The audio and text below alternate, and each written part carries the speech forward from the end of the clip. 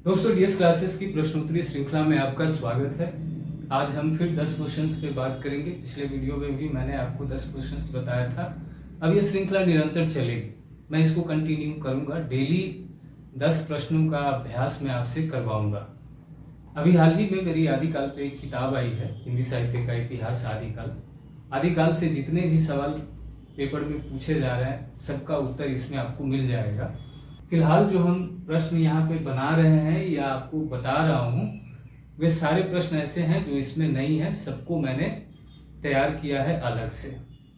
चलिए बिना किसी देरी के शुरू करते हैं।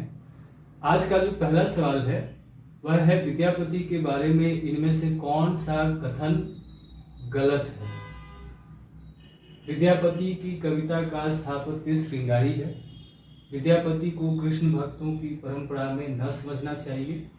विद्यापति श्रृंगार रस के सिद्ध वाक कवि हैं। विद्यापति मूलतः भक्त कवि हैं, उन्हें श्रृंगारी कहना गलत होगा। इसका जो सही आंसर है वह है डी, राइट आंसर डी। यानी यह स्टेटमेंट गलत है, बाकी तीनों सही है।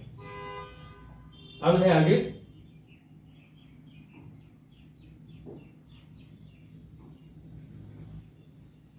दूसरा प्रश्न क्या है, देखिए। भाषा की दृष्टि से विद्यापति की कौन सी रचना महत्वपूर्ण है? कीर्तिलता, कीर्तिपताका, पदावली, गोरक्ष विजय। इसका जो सही आंसर है वह है ए, कीर्तिलता।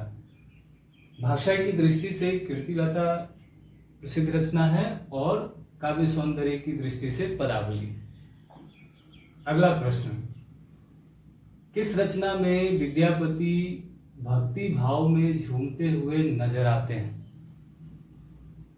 ऑप्शन, गंगा वाक्यावली, दुर्गा भक्त तरंगी, शिव सर्वस्वसार। शैव सर्वस्वसार है तो इसको आप ठीक कर लेना, शिव सर्वस्वसार या शैव सर्वस्वसार, पदावली।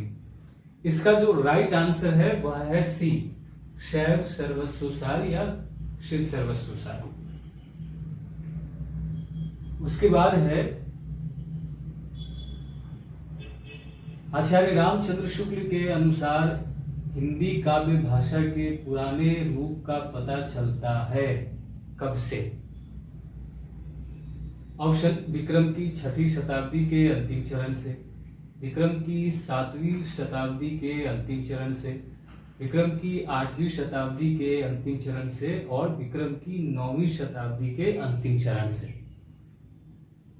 इसका सही आंसर है बी,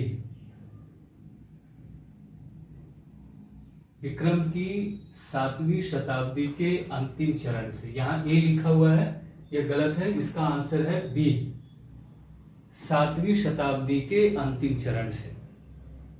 इसको आप याद कर लेना। अगला सवाल है, हेमचंद्र की प्रसिद्ध रचना शब्दानुशासन में कौन सी भाषा शामिल नहीं है? संस्कृत, पाली, प्राकृत और अपभ्रंश। कौन सी भाषा शामिल नहीं है? तो पाली। अगला सवाल है, गोरखनाथ ने हठ योग मार्ग का प्रवर्तन अपनी किस रचना में किया है? गोरख सिद्धांत संग्रह में, सिद्ध सिद्धांत पद्धति में, योग सिद्धांत पद्धति में, विराट पुराण में। इसका राइट आंसर बी है, इसका राइट आंसर बी है। अगला सवाल, गोरखनाथ ने अपनी किस रचना में मार्ग परिवर्तकों के नाम गिनाए हैं? जो नवनाथ जिसे हम कहते हैं, नाथों की संख्या 9 मानी गई है। सभी नाथों का नाम एक किताब में है गोरखनाथ की। किस रचना में है? गोरख सिद्धांत संग्रह, सिद्ध सिद्धांत पद्धति, योग चिंतामणि, निरंजन पुराण। किसमें? ये सारी संस्कृत की रचना है। इसका राइट आंसर ए है। गोरख सिद्धांत संग्रह में गोरखनाथ ने मार्ग परिवर्तकों के नाम गिनाए हैं। अब मार्ग परिवर्तकों के जो नाम है उस किताब में, वह किस क्रम में है? आपको आगे पीछे याद नहीं रखना है, क्रम से ही याद रखना है। तो उसका क्रम क्या है? नागार्जुन, गोरखनाथ, मलयार्जुन और जालंधर नाथ। गोरखनाथ, नागार्जुन, मलयार्जुन और जालंधर नाथ। मलयार्जुन, गोरखनाथ, नागार्जुन और जालंधर नाथ। जालंधर नाथ, मलयार्जुन, नागार्जुन और गोरखनाथ। क्या है इसका राइट आंसर, किस क्रम में है? तो इसका जो सही आंसर है वो है ए, नजर हरि से मत हटाओ भीम, गोरख चला जल में मल धोने। दो कोडिंग आप याद कर लीजिए, मार्ग परिवर्तकों के जो नाम क्रम से दिए गए हैं आपको याद हो जाएंगे। क्या है? नजर हरि से मत हटाओ भीम। अब इसमें नाम कौन कौन से हैं देखिए, नजर में दो नाम है, नागार्जुन जल भरत, हरि से हरिश्चंद्र, से सत्यनाथ, भीम से भीमनाथ, 5 नाम हो गए। उसके बाद गोरख चला जल में मल धोने, गोरखनाथ, चला से चरपट, जल से जलंधर, मल से मलयार्जुन, गोरख चला जल में मल धोने। तो इस तरह से आप याद कर लेना। अब है ग्रियर्सन के काल विभाजन में शामिल नहीं है, कौन सा नाम इसमें से नहीं है? ब्रज का कृष्ण संप्रदाय पूछा हुआ है पेपर में, तुलसी के अन्य परवर्ती, जायसी की प्रेम कविता, कबीर का निर्गुण संप्रदाय, कबीर लिखा हुआ है, ये कबीर ही है, कबीर का निर्गुण संप्रदाय। अब बताइए इसमें से कौन सा नाम शामिल नहीं है? तो कबीर का निर्गुण संप्रदाय, कबीर के नाम से कोई चैप्टर नहीं है उसमें। तो याद रखेंगे 15वीं शताब्दी का धार्मिक पुनर्जागरण या इस तरह से एक नाम है।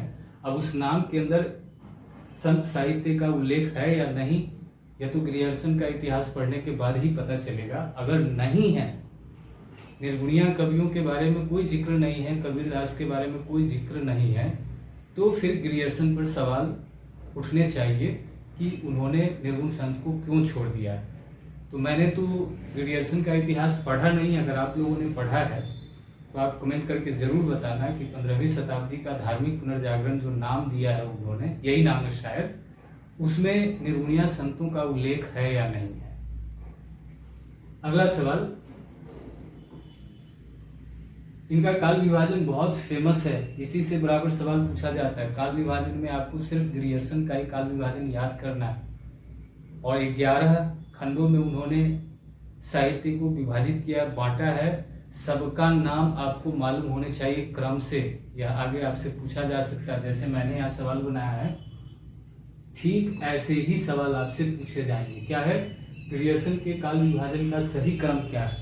आप इसे मान कर चलो कि आपसे किसी न किसी पेपर में पूछा जाएगा, नेट के पेपर में ही आप मान करके चलो। अगली बार पूछेगा या फिर उसके अगली बार पूछेगा, लेकिन आएगा जरूर। क्या चारण काल तुलसीदास मुगल दरबार रीतिकाल, चारण काल मुगल दरबार तुलसीदास और रीतिकाल, चारण काल तुलसीदास रीतिकाल और मुगल दरबार, चारण काल मुगल दरबार रीतिकाल और तुलसीदास।